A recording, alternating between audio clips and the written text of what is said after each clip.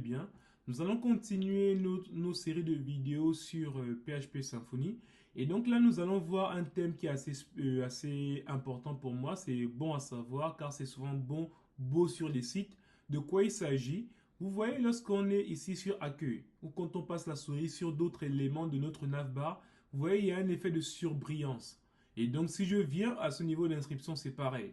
Mais le problème, c'est que là, on est sur l'accueil. Très bien. Mais si je clique sur inscription, vous voyez, c'est toujours accueil qui reste en surbrillance et non pas inscription.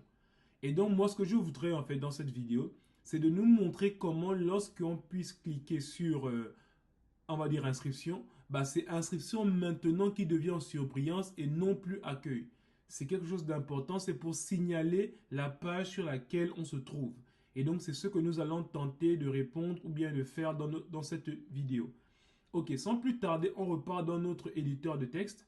Vous voyez ici, je vais utiliser, on va dire, une méthode Symfony, une méthode Twig qui va nous permettre de pouvoir afficher des variables.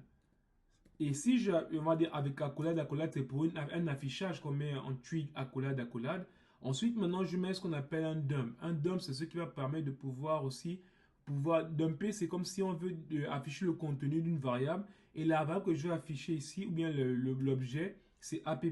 Si je sauvegarde, vous voyez, je rafraîchis ici. Non, c'est sur inscrit. Si vous voyez bien, c'est dans la page d'accueil que je l'ai faite. C'est pour ça que ça ne s'affiche pas. Donc, si je viens sur la page d'accueil ici, vous voyez, ça s'affiche bien ici. Et donc, ça veut dire que dans notre, on va dire, Symfony, en fait, il contient pas mal de données dedans. Et donc, dans cet objet app veut représenter toutes les données qu'il y a sur notre application. Donc, toutes les données que lorsque quelqu'un se connecte, s'inscrit, pas mal de choses, tout ça, c'est ce qui génère l'application. Donc, c'est app qui contient tout ça. Et dans l'app, en fait, il y a ce qu'on appelle la partie request. Request, c'est quoi? C'est comme si on peut faire une requête. Donc, l'utilisateur, il va lancer une requête et Symfony renvoie une réponse. On a vu ça au début de la formation. Et donc, si je rafraîchis, regardez ce qui se passe ici. Quand, dans l'objet request, on a pas mal de choses qui sont là.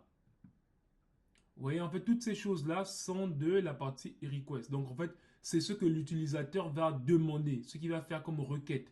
Et donc, tout ça, c'est contenu. Maintenant, tout ce qu'on veut, c'est ce qu'on appelle ici, par exemple, après, il y a pas mal de choses. Je ne vais pas forcément entrer dans les détails. Peut-être au fur et à mesure, on pourrait voir les uns et les autres. Ici, il y a ce qu'on appelle le path info. Qu'est-ce que le path info? Supposons que je récupère la même chose là. Je vais récupérer tout ça. Et je vais mettre ça plutôt dans notre, on va dire, je vais mettre ça juste en bas de notre navbar. Ok, très bien. Juste là. Si je sauvegarde, qu'est-ce qu'il a? Je vais rafraîchir. Vous voyez, on a la même chose. Mais là, maintenant, c'est au niveau de la navbar. Ok, pourquoi j'ai voulu mettre ça ici? Vous voyez ici, on a bien le path info. Si je clique, on est bien sur accueil. Si je clique sur inscription, regardez. Vous voyez, le path info, c'est bien écrit.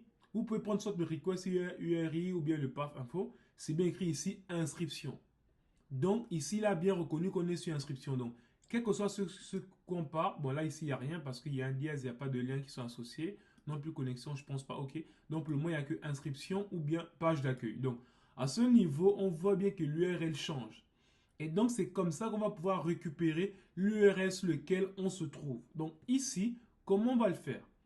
Ici, déjà, ce que je vais faire simplement, je vais déjà enlever ça. Je vais revenir sur, on va dire, ma page d'accueil. Bon, pas besoin. Bon, je peux revenir sur ma page d'accueil, mais pas tant besoin que ça. Si je fais juste ça, bon, pardon, je vais revenir ici. Et là, je vais mettre path info. Et là, lorsqu'on rafraîchit, on a bien juste ici. Vous avez bien l'info, ça veut dire au niveau de notre route, on a bien l'info. Si j'écris sur inscription, on a bien slash inscription. Très bien. Donc, c'est ce qu'on va devoir checker. Donc, ici, comment on va faire pour checker tout ça? De façon simple, on vient sur notre... on va enlever déjà ce qu'on a vu là présentement. On va maintenant revenir sur nos sortes d'URL. Donc, ici, qu'est-ce qu'on va faire concrètement? Donc, là, maintenant... Si vous remarquez, il y a ce qu'on appelle un link au niveau de, on va dire, il y a au niveau du lien, il y a le navlink, il y a active. Il y a une classe active. Si je l'enlève, regardez, si je l'enlève et que je vais rafraîchir, bah ça devient maintenant de couleur comme les autres. En fait, ce qui le rend en surbrillance, c'est la classe active là.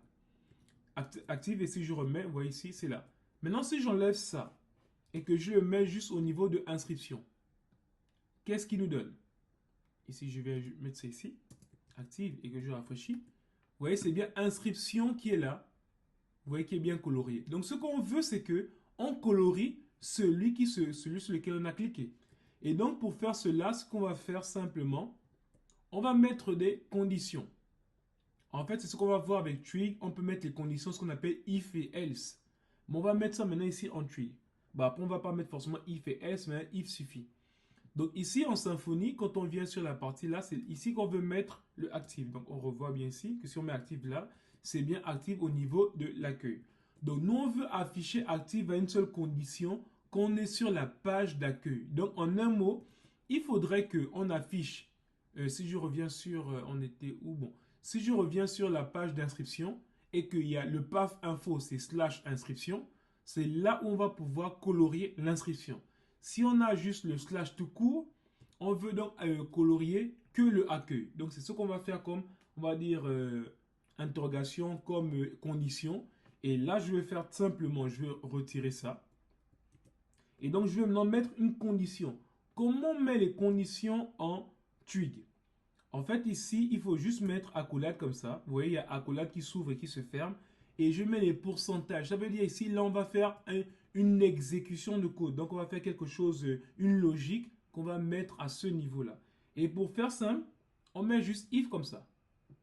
Et donc, si vous vous rappelez, qu'est-ce qu'on veut? On avait le app, on avait pour les requests comme ça. Et on avait soit base URL, si vous vous rappelez, ou bien path info. Moi, je vais prendre path info. Et donc là, ici, dans le path info, qu'est-ce qu'on veut? On veut que le path info soit égal à quoi? On peut faire ça comme ça, je mets 2 égal, 3 égal, en fait. Ce qu'on veut, on veut juste que le path info soit égal à quoi? Soit égal ici, juste par exemple comme ça, à slash comme ça. En un mot, c'est ce qu'on veut. Et si on a ça, qu'est-ce qu'on fait? On va juste mettre la partie active. Je ne sais pas si vous voyez ce que je veux dire. Et donc ici, maintenant, comment on va faire pour mettre cette partie? On met cette partie active comme ça. Et ensuite, on ferme avec les pourcentages comme ça. Quand on a ouvert un if, il faut aussi fermer avec un if. C'est comme ça. Quand on va ouvrir avec un for, on va fermer avec un for. Et on va le voir un peu partout, un peu là-dessus. Donc, si je fais ça comme ça et que je rafraîchis, il m'a dit qu'il y a une erreur. Bon, il préfère le double égal. Ok. Donc, il préfère le double égal. Vous voyez ici, donc, ce qu'il y a, c'est que, je pense que c'est Twig qui ne comprend pas le triple égal. Et donc, à ce niveau, vous voyez, il a bien mis ça. Parce que là, c'est bien le slash accueil. Et donc, ici, si je copie juste ça, et que je mette ça au niveau de inscription, on aura le même principe. Là, je mets ça là. Et là, maintenant, au lieu de slash tout court, on aura inscription. Là, si je rafraîchis, vous voyez, là, c'est bon. Et si je clique sur inscription, vous voyez, c'est notre inscription qui est en surbrillance et accueil est redevenu normal. Donc, voilà, aussi simple que ça qu'on a pu appliquer cela. Mais souvent, ce qu'on fait, c'est qu'on ne veut pas, écrire en dur comme ça. C'est-à-dire, slash inscription, on ne veut pas écrire là comme égal slash tout court, non. Ce qu'on fait, c'est qu'on va juste faire ça on va dire, de façon simple en Symfony parce qu'on a ce qu'on appelle le path comme ça, comme on l'a toujours vu pour les liens. Donc le path, on met ici. Et après, on met maintenant le nom de la route. On l'a déjà fait tellement de fois pour les liens. On a vu ça à la vidéo précédente. Donc ici, on va récupérer le nom de la route. Donc le nom de la route de l'accueil, si vous vous rappelez ici, le nom de la route de l'accueil, c'était app homepage. Donc en revenant ici, qu'est-ce qu'on obtient? Je mets juste app homepage comme ça. Ça veut dire que si on change, pourquoi on fait ça? Pourquoi c'est utile? C'est que, supposons, bon, je termine d'abord, bon, je vais faire ça maintenant. Je vais d'abord rafraîchir pour voir que ça marche bien.